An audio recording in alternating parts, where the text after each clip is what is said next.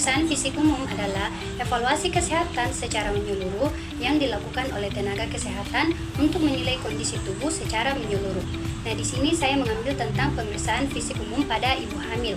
Pemeriksaan yang dilakukan untuk mengetahui kondisi kesehatan ibu hamil dan bayi secara keseluruhan. Apa saja sih peralatan yang harus digunakan? Tentu saja ada handscoon atau sarung tangan medis, dan ada stetoskop, ada tensimeter, ada termometer, ada senter mata atau pen light, ada timbangan dan alat ukur tinggi, dan yang terakhir ada hammer. Adapun tujuan dan penggunaan alat yang sudah disebutkan tadi, yang pertama ada handscoon, alat pelindungan diri APD yang digunakan untuk mencegah penyebaran mikroorganisme yang dapat menyebabkan infeksi atau penyakit selama pemeriksaan dan prosedur medis. Dan yang kedua ada stetoskop, digunakan untuk mendengarkan suara jantung, paru-paru, dan pembuluh darah.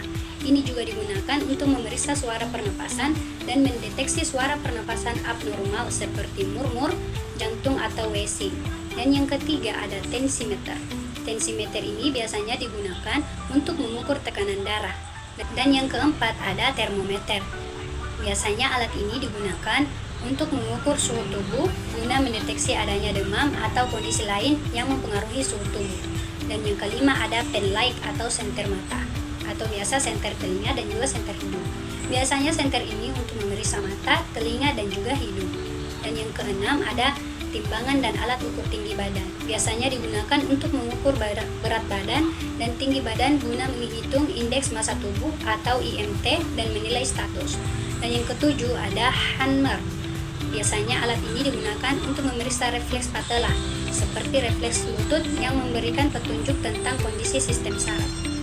Tujuan dari pemeriksaan fisik umum pada ibu hamil yaitu tentu saja untuk memantau kesehatan ibu hamil dan janin, serta untuk mencegah komplikasi kehamilan, mempersiapkan proses kesehatan fisik dan mental ibu hamil, mempersiapkan ibu untuk menjalani masa nifas, serta mengajarkan ibu dalam memberikan ASI eksklusif. Biasanya pemeriksaan ibu hamil dimulai dari kepala sampai kaki. Yang pertama, kalau kita pemeriksaan kepala, kita lihat rambutnya, apakah dia rambutnya rontok, kulit kepalanya apakah bersih, ada ketombe atau tidak. Nah, setelah itu kita masuk ke bagian muka. Kita lihat apakah ada bintik-bintik hitam, apakah mukanya ada pucat atau tidak. Nah, setelah itu kita lihat bagian mata. Kita lihat konjungtivanya. Kita lihat apakah konjungtivanya merah muda atau pucat. Nah, setelah itu kita lihat skleranya. Kita lihat sklera ibu, apakah dia berwarna kuning atau putih. Nah, setelah itu kita masuk ke bagian hidung. Kita lihat hidungnya, apakah ada polit jika ditekan. Nah, apakah dia ada sekret atau kotoran hidung.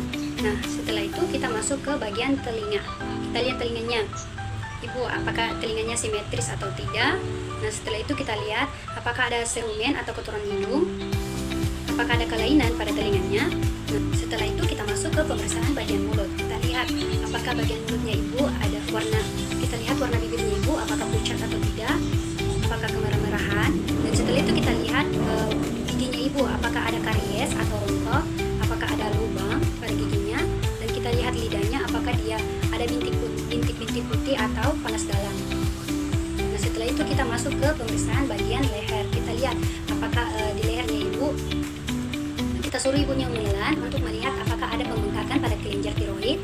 Dan setelah itu kita lihat apakah ada pembengkakan pada kelenjar limfe. Dan kita lihat lagi apakah ada pembengkakan pada kelenjar vena jugularis. Setelah itu kita masuk ke pemeriksaan bagian dada.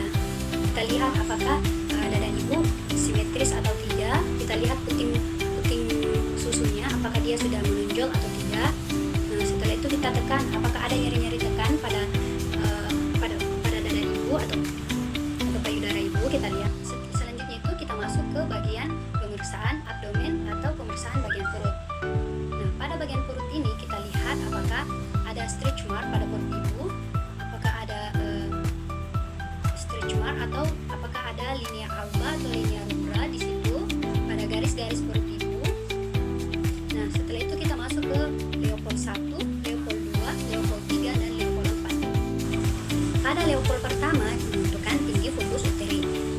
kedua yaitu menentukan apakah dia luka atau pukil. Nah, jika dia sebelah kanan ibu terasa seperti papan, keras, datar, berarti itu luka atau punggung kanan. Nah, pada level ketiga kita menentukan apakah dia bokong atau kepala. Dan jika dia kepala maka terasa teraba seperti keras, melenting, bulat, maka itu presentasi kepala. Dan jika dia lunak dan lembek atau lunak, maka dia itu presentasinya bokong. Nah, pada level 4 kita menentukan apakah janin sudah masuk pintu panggul atau tidak. Dengan cara jika tangan kita bertemu berarti janin belum masuk pintu panggul. Dan jika tangan kita tidak bertemu berarti janin sudah masuk pintu panggul. Setelah itu kita masuk ke bagian genitali.